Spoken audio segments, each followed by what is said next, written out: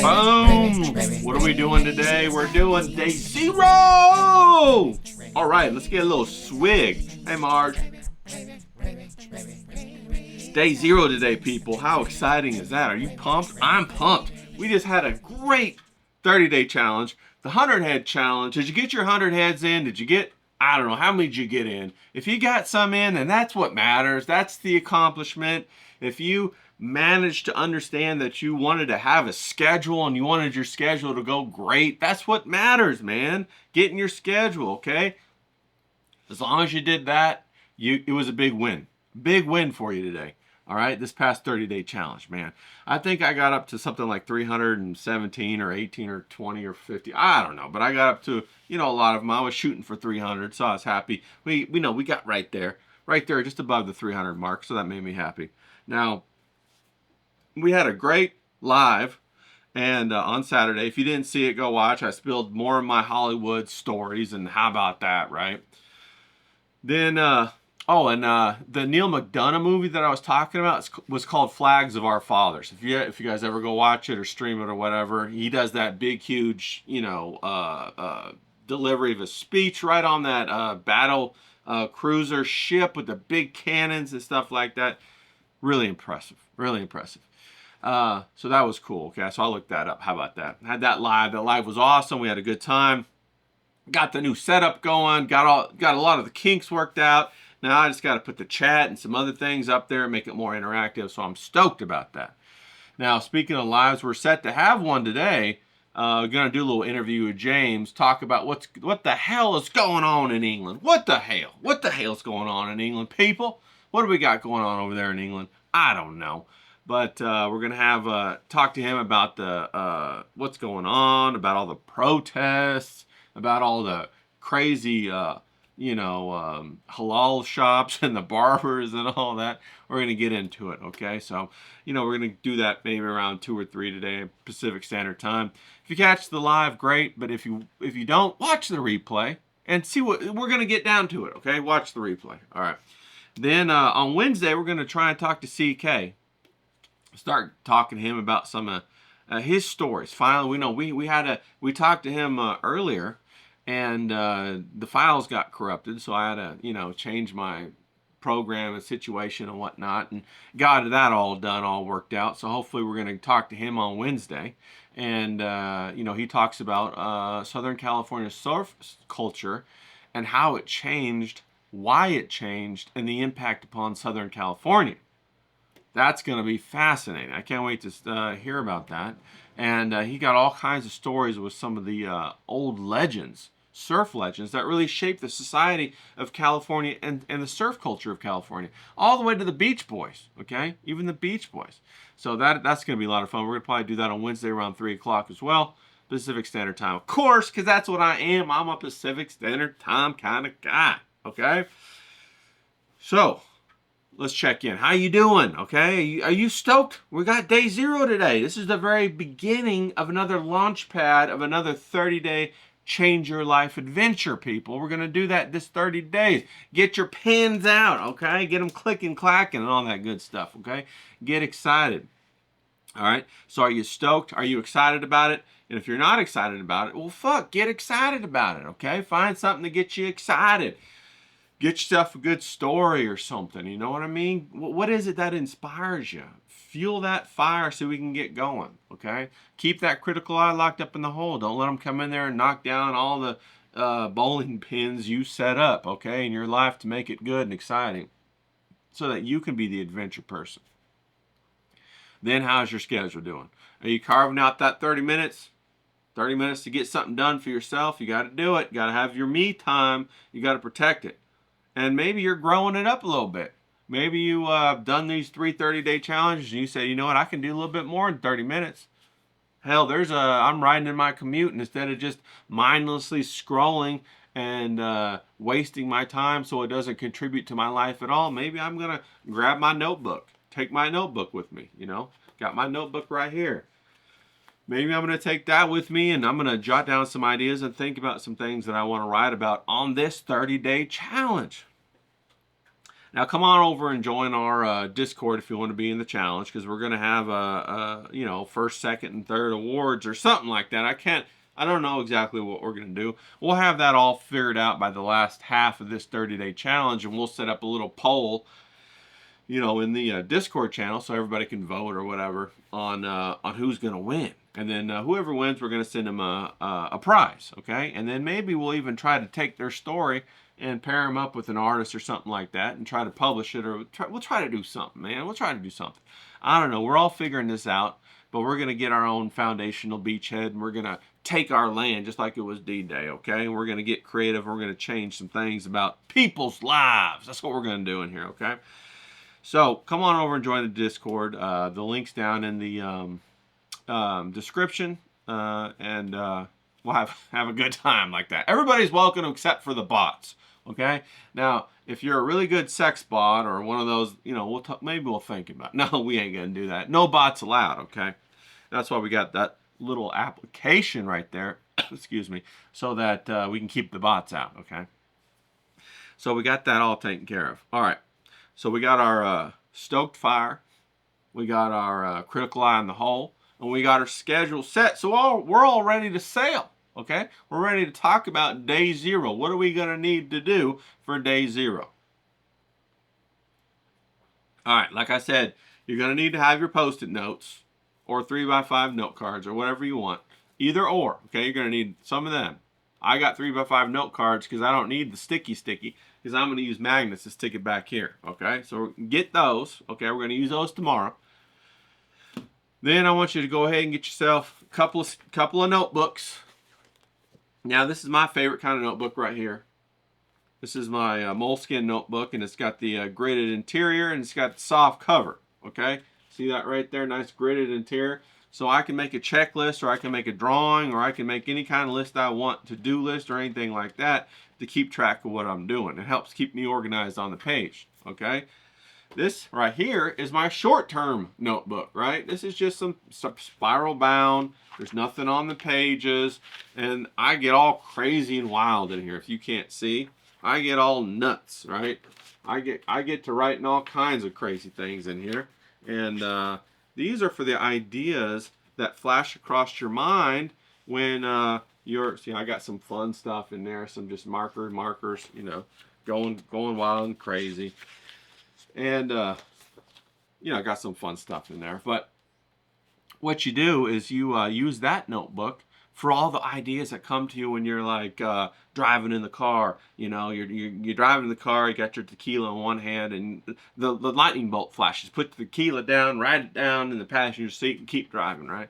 Or you're out there doing your laundry or whatever, a lightning strike. You got that idea, you put it in the notebook, right? Or you're maybe, excuse me, maybe you're cooking or something. More ideas. Maybe you're naked in the shower, right? You got your waterproof pen. You got your Big Daddy shirt. Well, you got your Big Daddy, okay, in the shower, and you go ahead and write it down, you know. And then so that frees your mind up. So later you can have more ideas. You don't have to worry about keeping track of the ideas that you thought you had when you thought you mined some gold and you were going to use that later, okay? So then you take your ideas that are in this sketchbook right here. I mean, I always call them sketchbooks, but they're notebooks or sketchbooks. Then you go dump them in here for more refined ideas, okay? So that's what you do. Get it more refined, put it in here, and then what you go after that, you can either write it down, or I go and I type, tippity-type, clickety-clack, type on the old computer to write my story, okay? Now, I also have another notebook. Now, this notebook right here is how I keep track of all the stories I'm working on at once. So if I'm working on like 4 or 5 stories at once, I keep this guy going. This is my stack for my stories, okay? And then I write down where I'm at and all that kind of stuff, what's going on with certain characters and where I want to go next, okay? And I write it down in here so that when I context switch in between different stories, I can just look at this bad boy real quick and I'll upload right to my mind where I'm at and then start writing right again. There ain't none of this big, what am I doing? Why am I doing that? What's going on? Wait, I thought I had a good story. I thought I had a good moment. There ain't none of that, okay? It's 100% pure concentrated imagination captured and refined into gold. You know, I always talk about that concept of Rumpelstiltskin, spinning that straw in the gold, and that's what we're doing here today, okay? We're spinning that straw in the gold. So you're going to need these 3 containers plus the note cards, okay? Now you might be able to get away with 2 containers, 2 notebooks, if you're not going to work on more than one story. But if you're going to work on more than one story, you need that 3rd one. Don't fight me on this, people. I done worked it out. I done the mathing. I did that calculating. I did the calculus, and that's what you need, okay? Now, you say, Ray, I really love to write on my phone. I understand that a lot of people want to write on their phones, and hell, if you bend my arm and you have to do it that way, just go ahead and do it. But I'm telling you, people, there is something about the physical aspect of writing that helps you to remember and also further develop and refine your ideas. That's super, super important, okay? When you write it down, it does something in your mind. It's like it takes that grape juice and it turns it to wine, okay? And it makes it better, and it pushes the idea further. But when you clickety-clack, tippity-type, it doesn't do that. I don't know why. It just doesn't. I've went through the whole thing. I've tried it every way, which way you can, and writing it down, getting all your ideas out, getting them tactile, and then getting them cohesive, and then typing it up. That's the way to go, okay? So do it that way, if you can. And man, I don't know why I'm coughing. I just am. But find yourself a pen or 2 that you really love. I got one around here somewhere that I really love, but it's a fountain pen. It's all clogged up. I got to fix it.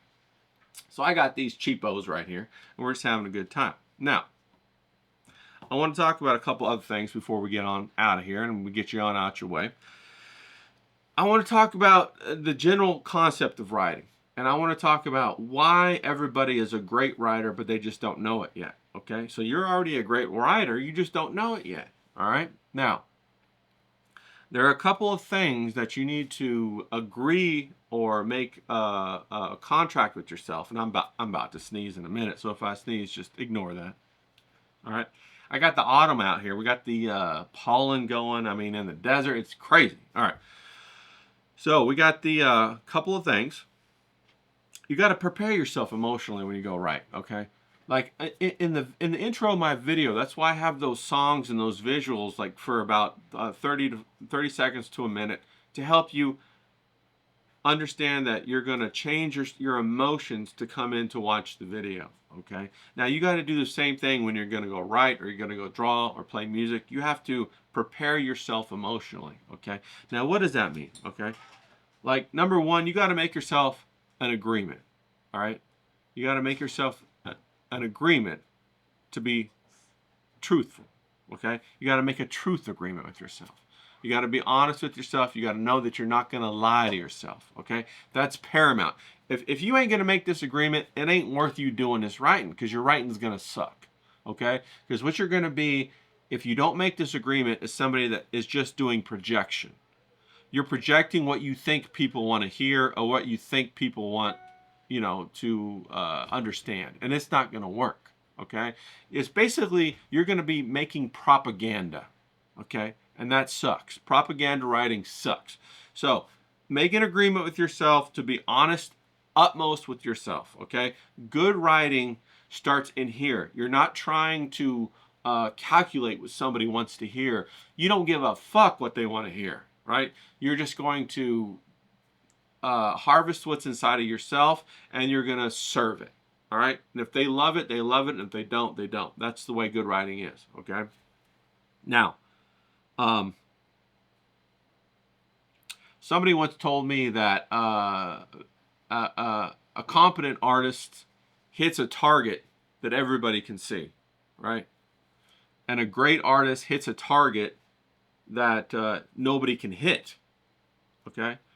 And a genius artist hits the target that nobody has seen yet, okay? So the idea behind that is that if you're going to be a great writer, you have to serve people something they don't even know that they need yet, okay? But as soon as you serve it to them, it's a watershed moment, and they realize how life-changing that information is, okay? That's what a great writer is, okay? We're all capable of that. We really are. Okay, but first of all, you got to make that truth agreement. We've talked about this before. Second thing you got to do is you got to fill up your cup before you pour it out. All right? What does that mean? There's a whole bunch of people running around telling other people what they should be doing, but they never had either done it themselves or they don't have the experience necessary, right?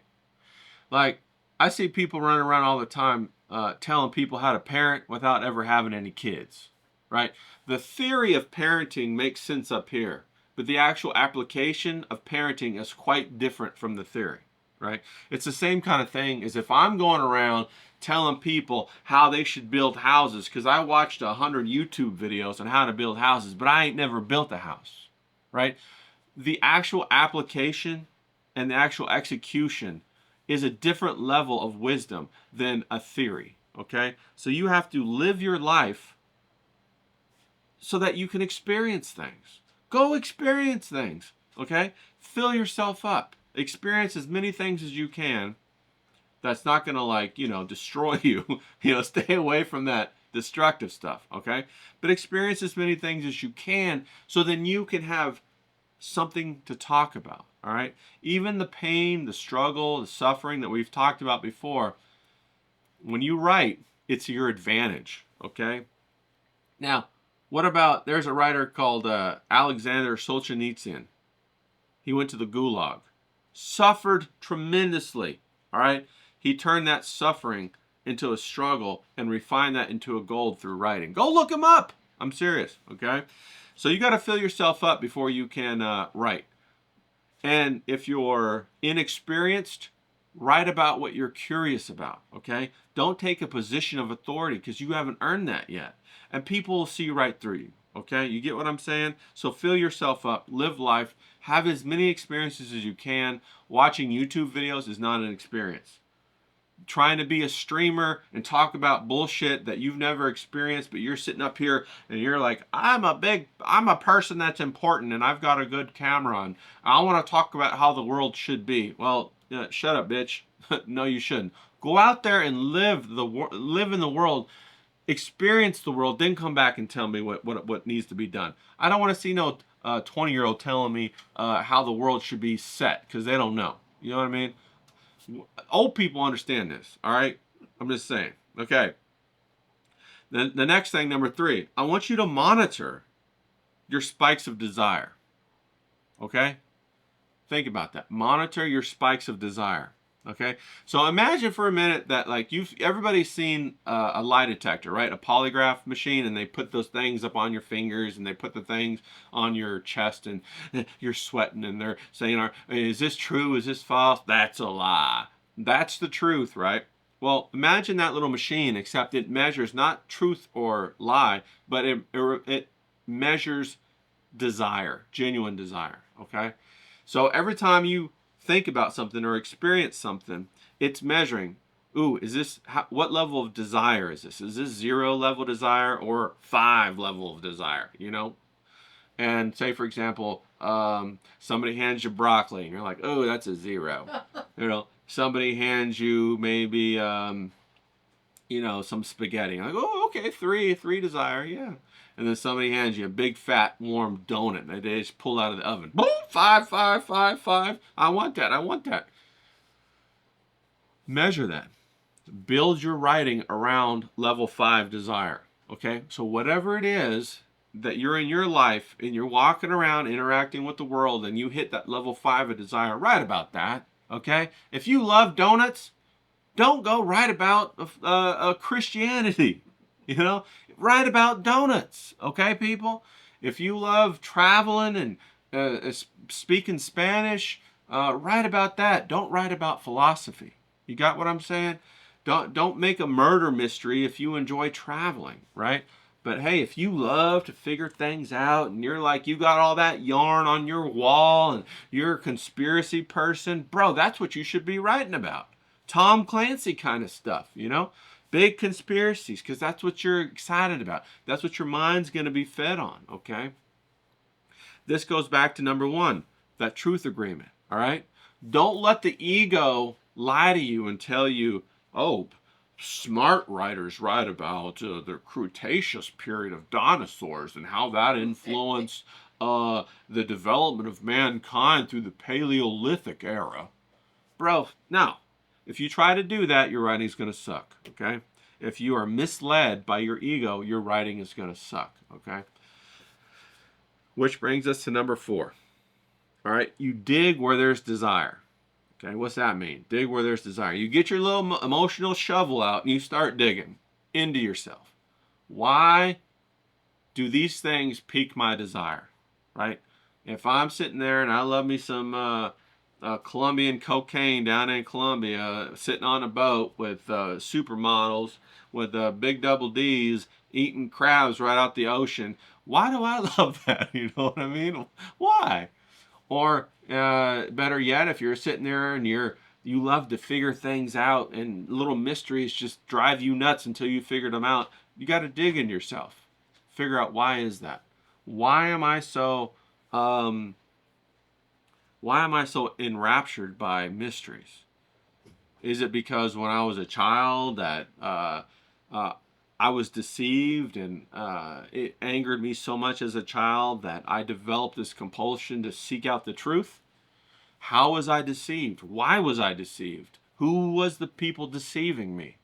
That's what I mean when I say you dig. And then you write that stuff down in your notebook, okay? You start to learn about yourself, okay? Why is that? Well, you learn about yourself because these are the contact points that you can resonate with other people. That's going to be your audience. That's who you're writing for. You're writing for who you used to be, okay?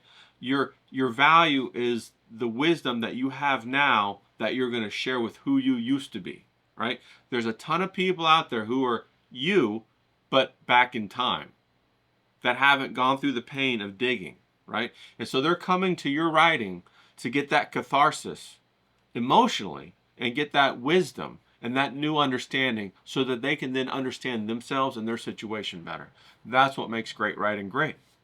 All right? Now, number 5, there's one more thing you got to understand before we bounce out of here. James, I know. We're going to talk here in a little bit, okay? I got you. I got to hurry up and edit this, then we got to talk to you, so I got to keep it short. I got you. All right.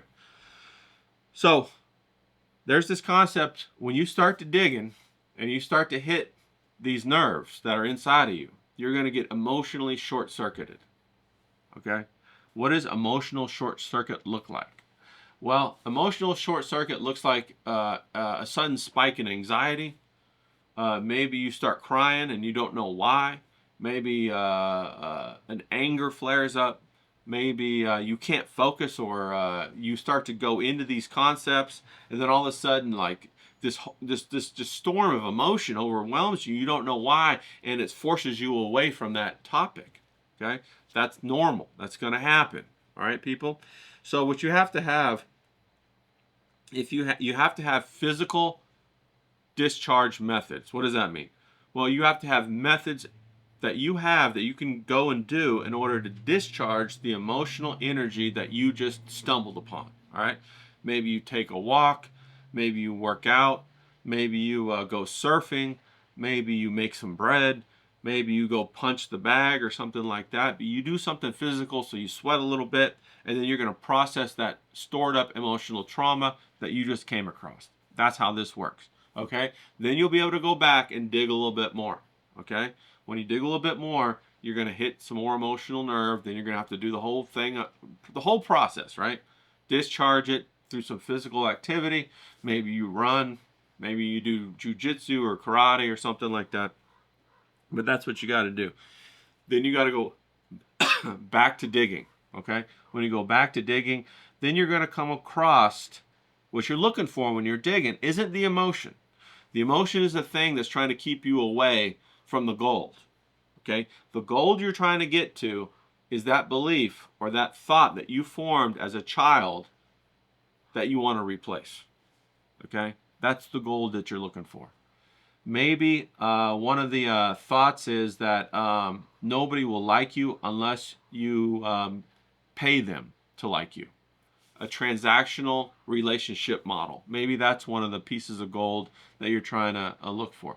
Maybe as a young woman, you were raised and you were told that you had to continuously hide your femininity or hide your sexuality.